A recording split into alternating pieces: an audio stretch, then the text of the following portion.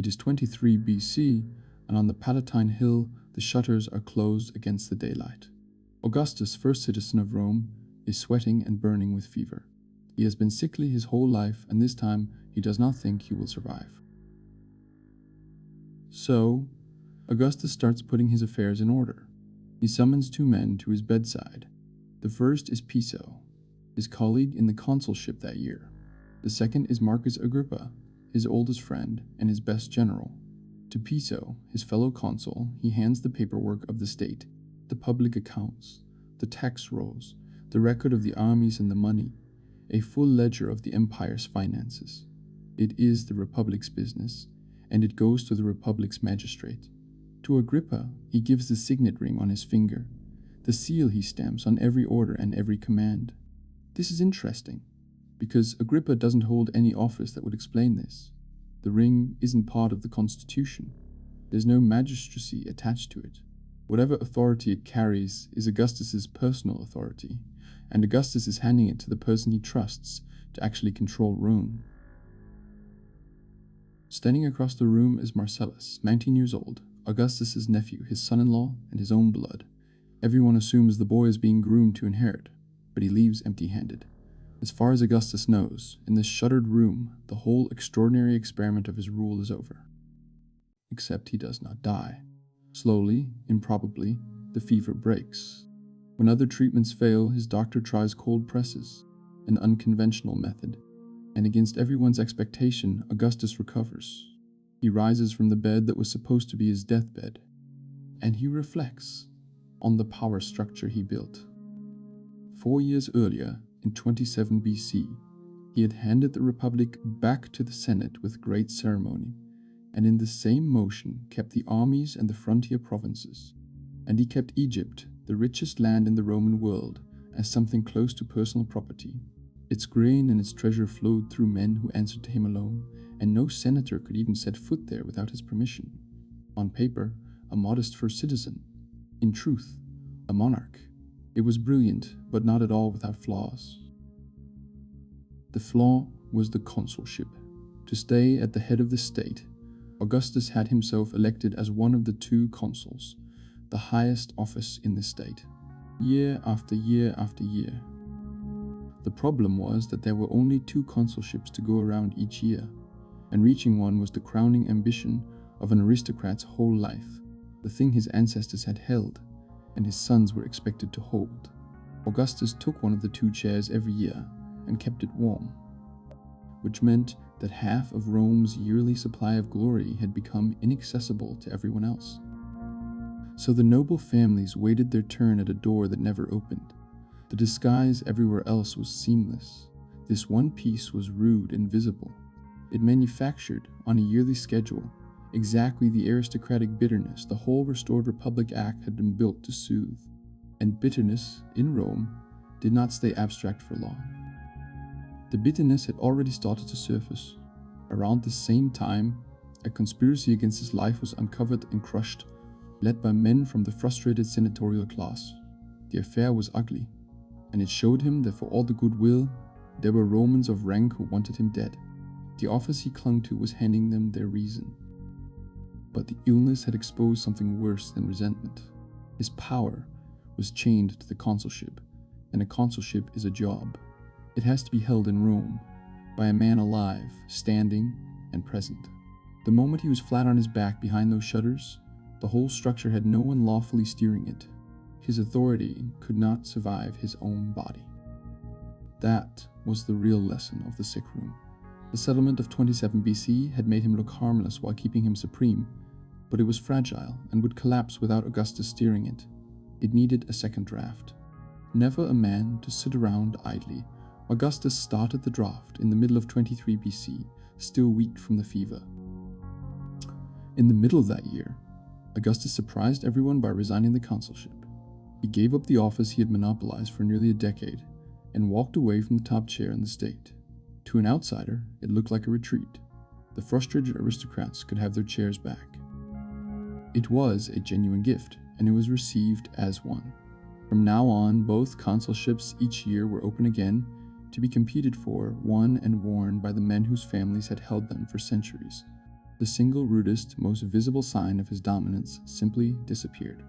He had removed the one piece everyone could point at. But Augustus did not survive 100 knife fights of Roman politics by giving things away for free. He had not given up power. He had given up an office. And in its place he quietly took two others that no aristocrat coveted, that held no shine at all, and that together did everything the consulship had done, and a great deal more. He was trading one visible power for two invisible ones. The first power he reached for was ancient, and it did not come from the world of consuls and aristocrats at all. It came from the people. Centuries before, the common folk of Rome, the plebs, had won themselves protectors called tribunes, officials whose one job was to shield an ordinary citizen from the powerful. The tribune was the people's man, and his person was sacred. That sacredness was not a figure of speech. A tribune was sacrosanct. To lay a hand on him, to so much as block his path, was a religious crime punishable by death. The plebs had sworn a collective oath to kill anyone who harmed their tribune. Augustus could not legally become a tribune, he was of attrition, but the Senate voted him the power of one for life. His body was now untouchable. And the power came with a weapon. A tribune could say one word, veto, I forbid, and stop any action of any magistrate or any assembly dead. A single tribune could freeze the entire machinery of the Roman state with a word. Augustus now held that word permanently. Anything the government tried that he disliked, he could simply cancel. The tribune's power did more than block. The tribune could also summon the people's assembly and put a law before it, one motion at a time. So the office that let Augustus stop legislation also let him propose it. He would lay a law before the people as tribune, and they would vote it through. It was a lawful, unremarkable way to make law whenever he wanted, using the people's own ancient office to do it. A tribune's power was renewed once a year, and Augustus began to number his years of it, his first, his second, his third. For the rest of his life, and for every emperor after him, official Rome would date the reign not by a throne, which did not exist, but by the tribunician year. The office had become the calendar of his rule. The choice of office was deliberate, not the consulship, the prize the whole aristocracy fought over, but the tribunate, the office of the common people's champion. It offended no noble, because no noble wanted it. It pleased the plebs, whose protector he now was, and it carried a veto over everything and a lifetime of sacred immunity, all in the old language of the people's rights. Nothing about it looked like the power it was. But the tribune's power stopped at the edge of the city. It was a civilian office, matter of votes and vetoes inside Rome. It said nothing about the legions, standing far off on the frontiers in provinces run by governors, and the legions were what actually kept Augustus safe. He still held his own provinces from before, but that command reached only his own ground, and like any generals, it lapsed the moment he stepped back inside Rome. He needed his hold on the armies on firmer footing, one that reached every province and did not stop at the city line. In Rome, the right to command an army and govern a province was called imperium. A man given imperium over Spain became its proconsul, master of its legions, for as long as his command ran.